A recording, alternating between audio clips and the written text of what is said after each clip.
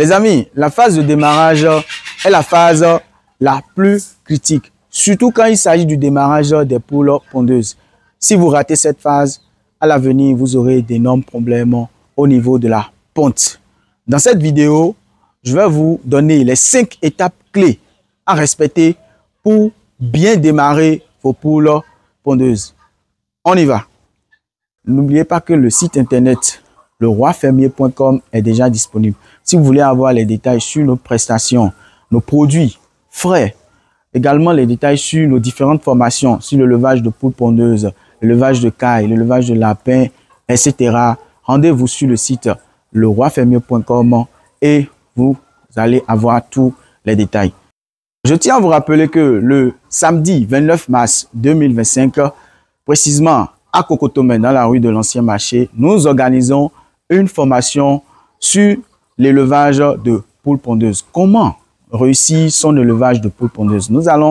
Au cours de cette formation, nous allons vous donner tous les détails sur le démarrage, le choix de race, tout ce qu'il faut savoir pour mener à bien son projet de poules pondeuses. Et le bonus qu'on va vous donner, c'est que vous aurez la possibilité d'intégrer une communauté d'éleveurs passionnés et qui ont les mêmes centres d'intérêt que vous.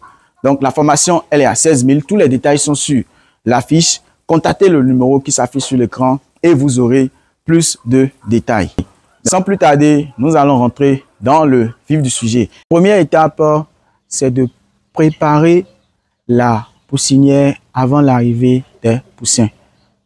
Bien désinfecter le bâtiment, nettoyer le bâtiment, laver le plateau et les abreuvoirs. Mettre de l'eau propre à leur disposition. Et ce que je vous conseille souvent, lorsque moi je réceptionne mes poussins, je leur donne du citron mélangé avec du sucre. Donc l'eau en qualité, l'eau en quantité. Maintenant, la température. Réglez la température entre 32 et 35 degrés Celsius. Et ici, il y a quelque chose de très important à savoir. Ne mettez pas votre thermomètre en haut. Le thermomètre doit être au sol parce que c'est la température qui est au sol qu'on va respecter. Vos sujets ne sont pas en haut. Lorsque vous déplacez le thermomètre, vous mettez le thermomètre en haut. Ce n'est pas la même température que quand le thermomètre est au sol, alors que vos poussins seront au sol. Première étape respectée. Maintenant, nous passons à la deuxième étape. Les amis, deuxième étape ici, c'est au niveau de la réception de vos poussins. Assurez-vous que vos poussins soient livrés en voiture. Vous réceptionnez les poussins. La première chose à faire, c'est de compter les poussins, de voir si le nombre que vous avez reçu est exact. Et lorsque vous comptez les sujets, prenez le temps de les déposer de façon délicate dans le poulailler. Ne jetez pas les poussins parce que quand ils arrivent, c'est des sujets qui sont vraiment sensibles. Donc, déposez-les de façon délicate. Maintenant, après avoir installé les sujets, observez, regardez si tous les sujets s'abreuvent. Et au bout de quelques minutes, vérifiez si les sujets sont éparpillés dans la poussinière. Si vous voyez que les sujets sont éparpillés, ça veut dire que tout va bien. Si vous voyez que les sujets s'agglutinent autour de la source de chaleur, ça veut dire que les sujets manquent de chaleur. Et si vous voyez que les sujets fuient la chaleur, ça veut dire que la température, elle est très élevée, vous devez réduire. Comme je vous l'ai dit, la température doit osciller entre 32 et 35 degrés Celsius. Troisième étape. La troisième étape ici, c'est au niveau de l'aliment. Vous devez donner l'aliment démarrage à vos sujets.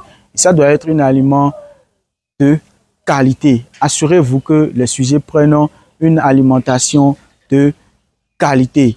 Et vérifiez tout le temps s'ils n'ont pas les problèmes de fiente collante. Parce que quand les sujets arrivent, les premières semaines, c'est souvent ce problème qu'on rencontre. Donc, vérifiez si les sujets n'ont pas de fiente collante et vérifiez également si les sujets n'ont pas des fientes de couleur verte ou jaunâtre. C'est très important. Vous devez développer votre observation visuelle lors de cette étape de démarrage. Cette étape ici, c'est au niveau de la gestion de la lumière. Lorsque les sujets arrivent au premier jour, vous n'allez pas éteindre la lumière.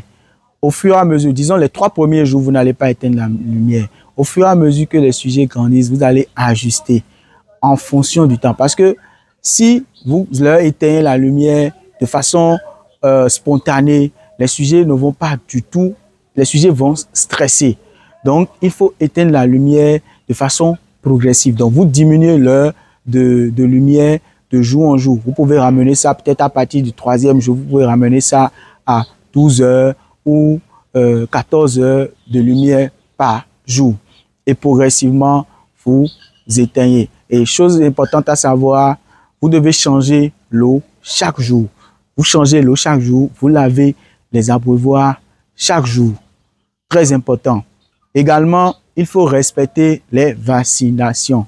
Vous aurez une prophylaxie de base et vous allez faire les vaccins comme cela se doit. Et au cas où il y aura un problème, vous ajustez en tenant compte de votre prophylaxie, également du vétérinaire ou du technicien qui vous suit avec les sujets. La deuxième étape ici, c'est de suivre la croissance de vos sujets. Et pour avoir une idée exacte sur la croissance de vos sujets, vous devez les peser chaque semaine.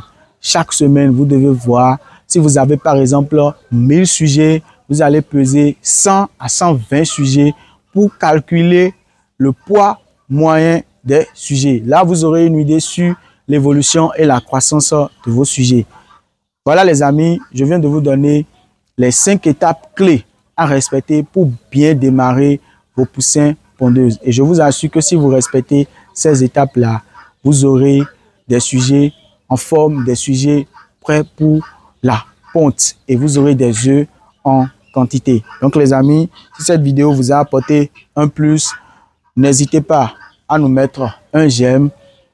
Si vous êtes nouveau sur la chaîne, abonnez-vous, activez la cloche de notification pour ne manquer au grand jamais nos prochaines vidéos. Et si cette vidéo vous a apporté un plus, je vous prie de la partager pour permettre à d'autres personnes d'aiguiser leurs connaissances dans le domaine de l'aviculture.